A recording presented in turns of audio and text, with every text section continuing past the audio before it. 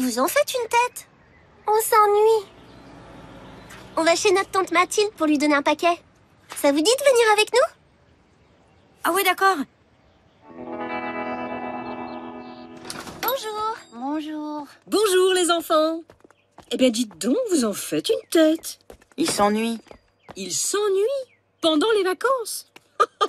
Impossible. Je suis sûre qu'en vous creusant un peu la tête, vous pourriez trouver plein de choses passionnantes à faire. Tiens, papa m'a demandé de te donner ça. Oh, mon frère a réussi à me dégoter ce trésor. Ça, un trésor? Ce ne sont que des vieilles cartes postales. Oui, mais elles représentent des parties de notre village il y a longtemps. Ces cartes sont très rares. Peut-être, mais ce n'est pas un vrai trésor. Ces photos sont la mémoire de notre village. Il est très riche en histoire, vous savez. Mais j'y pense. Il y a aussi une vieille histoire de trésors disparus dans notre village. Mais personne ne l'a jamais trouvé. On pourrait essayer, nous. Très bien. Alors revenez demain. Je vous en dirai plus. Ouais!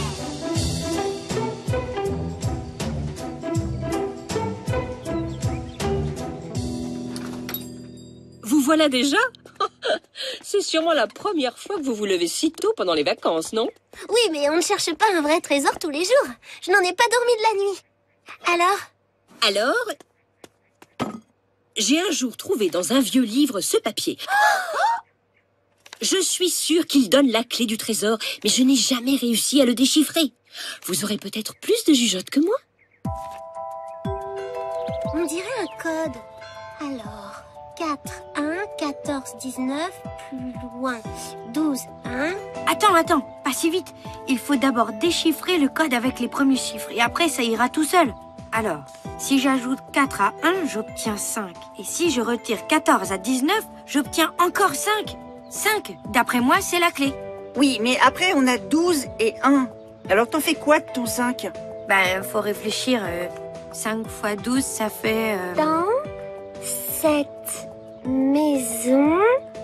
Mais oui, Claire, tu as raison. C'est encore plus simple qu'on ne pensait, en fait. Chaque chiffre correspond à une lettre de l'alphabet. 1 pour A, 2 pour B, etc. Il n'y a plus qu'à tout traduire.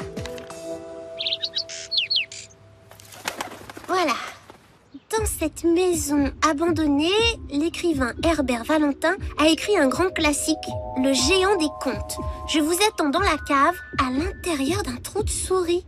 Le célèbre Herbert Valentin. Il a vécu dans notre village. Alors ça, j'ai adoré le géant des contes. Je ne vois qu'une maison abandonnée, celle à l'entrée du village.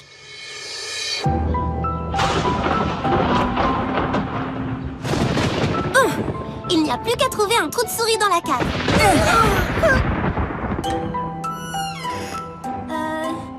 Y a quelqu'un qui a une lampe de poche? Bon, bah, il va falloir y aller à tâtons alors.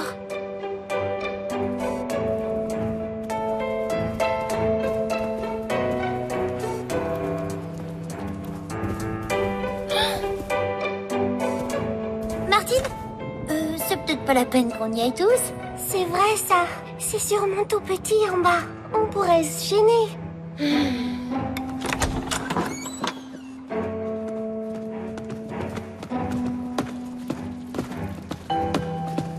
Plus de marche. Je crois voir une petite fenêtre là-bas. Je vais aller la nettoyer.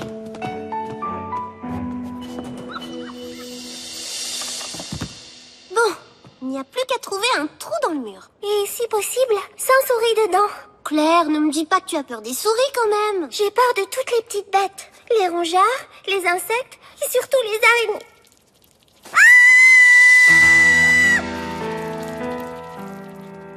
Bravo Claire, tu as trouvé le trou de souris. Attention Jean, tu sais même pas ce qu'il y a dans ce trou.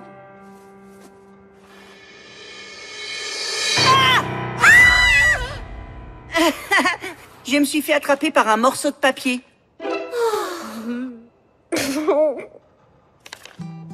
Ceci était votre épreuve de courage.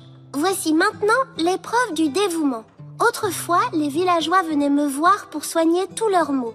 On dit que me boire guérit. Hé, ma grand-mère m'a raconté que quand elle était enfant, elle est tombée très malade. Sa mère l'a emmenée boire de l'eau d'une source dans la forêt et elle a guéri.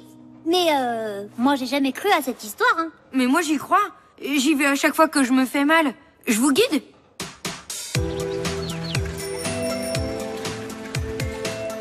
C'est génial! Cette source aurait le pouvoir de guérir. Bon, maintenant, on n'a plus qu'à résoudre l'énigme. S'il fait très chaud, je m'envole. S'il fait bon, je coule. S'il fait très froid, je me brise. S'il fait très chaud, je m'envole. Un oiseau, parce qu'il fait meilleur en altitude. Oui, c'est ça. Et quand il fait bon, il coule. Parce qu'il veut se baigner, mais qu'il ne sait pas nager. N'importe quoi. C'est facile. C'est de l'eau dans ses 3 états. La vapeur, le liquide et la glace. Bien sûr! Le trésor est dans l'eau! Ouh, c'est froid. Laisse-moi faire. Je ne crains pas le froid, moi. C'est pas froid, c'est glacé. Ouh, ça fait mal.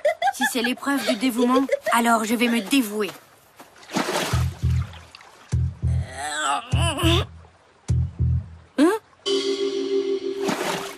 Oh, il y a encore combien d'indices avant qu'on trouve le trésor? Mais sois patiente, c'est amusant. J'aimais tant la pierre que j'en suis devenue une. Je suis au centre de ce que j'ai bâti. Si vous me trouvez, chapeau. Je suis l'épreuve de la connaissance.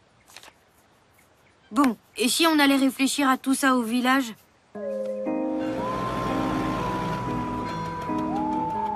J'aimais tant la pierre que j'en suis devenue une. Qu'est-ce qui devient de la pierre? Un fossile. Et je suis au centre de ce que j'ai bâti. Un escargot! C'est un escargot fossilisé dans sa coquille.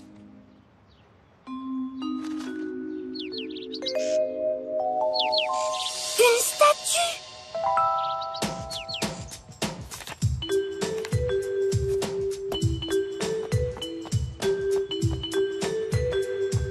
À la mémoire de Guillaume Tourtenière, fondateur et bâtisseur de notre ville.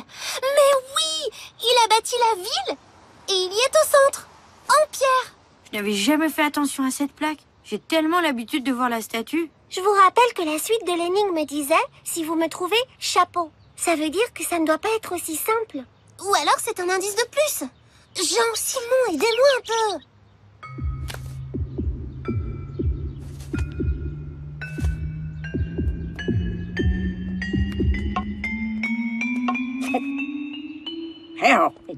Vous n'avez que ça à faire pendant vos vacances? Vandale!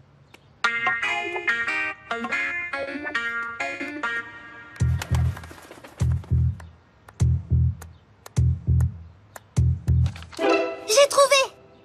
Oui! Oh non, encore une énigme. Je suis vieux de plus de 100 ans et offre un refuge aux amants. Je suis l'épreuve du partage.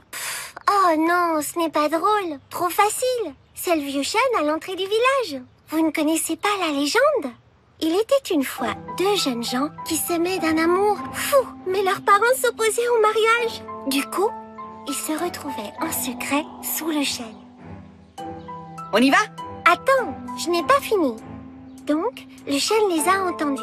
Il a été tellement triste et en colère qu'il s'est mis à remuer, remuer. Et ses feuilles faisaient plein de vent. Et les autres arbres dans la forêt, ils l'ont tous imité et ont remué aussi. Ça a fait tellement de vent qu'il y a eu une grande tempête dans le village. Les habitants ont eu peur et ont convaincu les parents de laisser leurs enfants se marier. Alors, les arbres se sont calmés. J'adore cette histoire. Oh oui, elle est très jolie.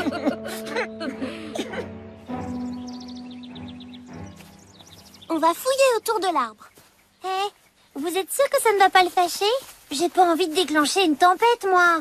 Julie, c'est une légende.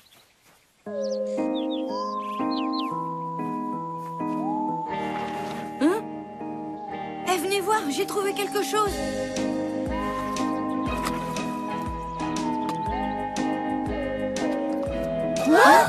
C'est une blague! Des cartes postales de ta tante? C'est ça son trésor?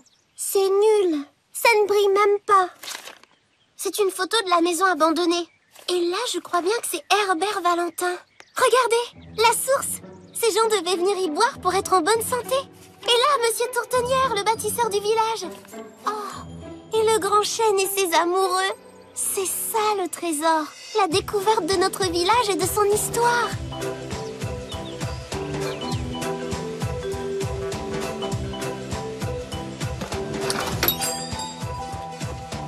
Déjà? Eh bien, vous avez fait vite pour résoudre les énigmes. Alors, pas trop déçu par le trésor? Oh non, pas du tout. On a passé une super journée. L'important n'est pas le but, mais le chemin parcouru. Oui, et c'était l'occasion de découvrir un peu notre village. On croit tellement bien le connaître qu'on ne le regarde même plus, en fait. Vous les avez trouvées? Elles sont à vous. Merci, tante Mathilde. Et j'ai même un autre cadeau. C'est un livre qui raconte toutes les légendes et les histoires du village. Vous pourrez organiser vos propres chasses au trésor. Oh non, c'est plus amusant si c'est vous qui le faites pour nous. Bon, très bien. Alors revenez demain, si vous n'avez pas peur des ogres, parce qu'ils sont présents dans quelques légendes. Ouais!